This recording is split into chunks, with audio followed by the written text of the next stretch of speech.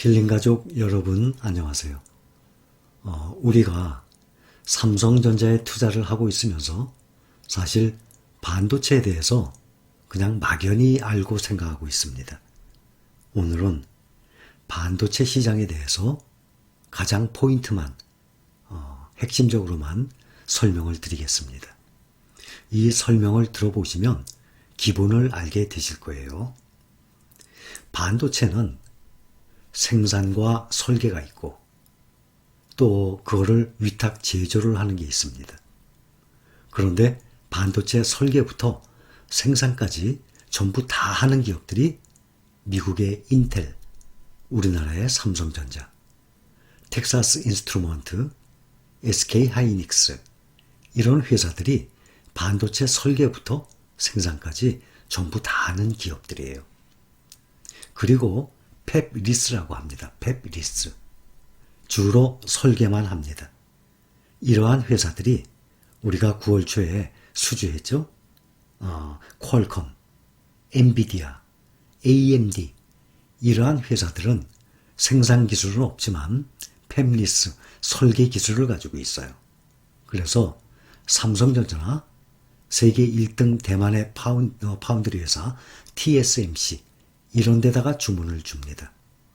이러한 주문을 받는 것이 핵심 사업입니다. 그래서 그 주문을 받으려고 TSMC와 삼성전자가 경쟁을 벌이고 있는 것입니다. 크게 세 가지로 그 공정이 또 이 검사까지 해야 되고 많은 공정이 있지만 크게 나눠서 말씀드리면 이 정도만 아셔도 됩니다. 생산과 설계를 다 해요. 삼성전자는. 그리고 팹리스라고 해서 우리 주문 받았죠. 엔비디아, 퀄컴, 애플 이러한 회사들은 설계만 하는 것입니다. 또 세계 1등 파운드리 위탁 제조하는 TSMC는 오로지 파운드리예요. 위탁 제조를 하고 있습니다. 어느 정도 이해를 하시겠죠. 그런데 최근 엔비디아, 퀄컴 이러한 팹리스 회사 등 시스템 반도체 업계가 호황을 점점 맞고 있어요. 그래서 대만 TSMC와 같은 파운드리 업체가 몰려드는 주문을 다 소화하지 못할 정도로 설비가 부족합니다. 또 TSMC 같은 경우는 애플의 물건을 전문적으로 받아서 위탁을 해서 만들어내고 있습니다. 애플이 최근 독자 설계 칩셋 M1 프로세서를 공개했어요. 인텔이 미세화 공정 실패 후에 제품 생산을 외주화할 가능성을 언급했지 않습니까? 그 인텔 주문만 받아도 큰 성공이죠. 삼성전자와 그 위탁 생산 파운드리 경쟁을 벌이고 있는 TSMC 주가 그리고 인터넷에 검색을 해보세요. 인터넷에 검색을 해보면 TSMC 주가 한없이 올라가고 있습니다. 우리가 왜 여기에 공을 들이냐면 반도체가 메모리 분야는 낸드 플래시, 또 DRAM 세계 1등입니다. 삼성전자가. 그런데 비메모리 분야가 규모가 이 파이가 더 커요. 마진도 좋고 규모도 큽니다. 3나노, 5나노, 7나노 이렇게 말을 하죠. 점점 숫자가 줄어들수록 정밀 미세 공정이 필요합니다. 삼성전자가 2022년 3나노미터 공정으로 반도체 제품을 대량 양산한다는 청사진 지난달에 공식화했어요. 같은 해 3나노 반도체 생산에 돌입하겠다고 밝힌 대만 TSMC도 3나노 반도체 생산 돌입하겠다고 밝혔거든요. 반도체 업계는 삼성전자가 점유율 격차와 또 후발주자라는 약점을 극복하고 TSMC와의 공정 경쟁에서 승리할 수 있을지 주목이 되고 있어요. 그래서 앞으로 2030년, 10년 내에 TSMC를 따라잡겠다고 삼성전자에서 133조를 투자한다고 발표했지 않습니까? 무려 133조 중에 반이 설비 기계 이 투자예요.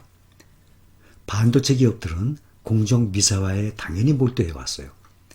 10나노 이하로 점점 단위가 좁혀진 이후에는 사실 삼성전자와 TSMC밖에 없어요. 양대 강자 간의 싸움이에요. 삼성전자와 TSMC는 지난해 7나노 반도체 양산을 시작했어요. 올해는 또 나란히 5나노 양산에 돌입을 했습니다. 삼성전자는 2030년까지 파운드리를 비롯한 시스템 반도체에 133조 투자해서 파운드리는 물론 팹리스 분야에서도 1위에 오른다는 목표를 가지고 있는데 앞으로 두고 봐야 되겠죠. 삼성전자는 TSMC와 달리 완성품 사업도 하고 있어요. 그러니까 설계부터 완성품까지 다 합니다. 고객과의 관계 형성 측면에서 그래서 제약이 있는 겁니다. 예를 들어서 스마트폰 사업에서 삼성전자와 경쟁 관계에 있는 미국 애플의 경우 파운드리 전문 업체인 TSMC 공장을 사용하려는 경향을 볼 수 있어요. 왜냐하면 기술이 빠져나가거든요. 삼성은 모든 공정을 다 하는 회사예요. 그러나 TSMC는 그 공정 중에 위탁 생산만 하는 회사니까 아무래도 기술 빠져나갈 염려가 삼성전자보다는 덜하죠. 반도체는 크게 설계, 생산, 조립, 검사 이런 유통과정 다 거쳐서 탄생합니다. 그래서 가장 중요한 세 가지를 제가 말씀을 드린 것입니다.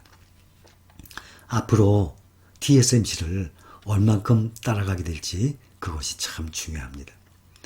팹리스, 그 팹이라는 것은 웨이퍼를 생산하는 설비를 의미해요. 팹을 만들려면 수조 원 이상의 대규모 자본이 필요하기 때문에 주로 대기업이 주도하고 있습니다. 그래서 퀄컴, 엔비디아, 이런 AMD 이러한 회사들이 대표적인 회사이죠. 팹리스는 반도체 설계만 전문적으로 하는 것입니다. 대규모 자본이 드는 공장을 갖추지 않고 설계에 주력할 수 있는 비즈니스 모델이에요. 생산을 안 하니까. 그래서 TSMC나 삼성전자 같은 곳에 외주를 주는 것입니다. 반도체 공정상 파운드리 사업 성패는 결국 고객, 즉 팹리스를 얼마나 확보하느냐에 달립니다. 거기에 갈려 있어요. 그러니까 고객 확보를 얼만큼 하느냐. 그런데 세계 1등 TSMC는 삼성전자의 약 3배 정도를 생산해냅니다. 그런데 그게 1등이 엔비디아도 있고 애플입니다. 삼성전자와 SK하이닉스 같은 경우는 전 공정을 다 하기 때문에 팹리스 기업의 기술, 그거를 취할 수 있다는 염려 때문에 쉽게 삼성전자에 주지 못하는 그러한 이유도 있는 것입니다. 앞으로 올해 글로벌 파운드리 매출이 전년보다 약 24% 정도 증가할 것으로 예측하고 있습니다.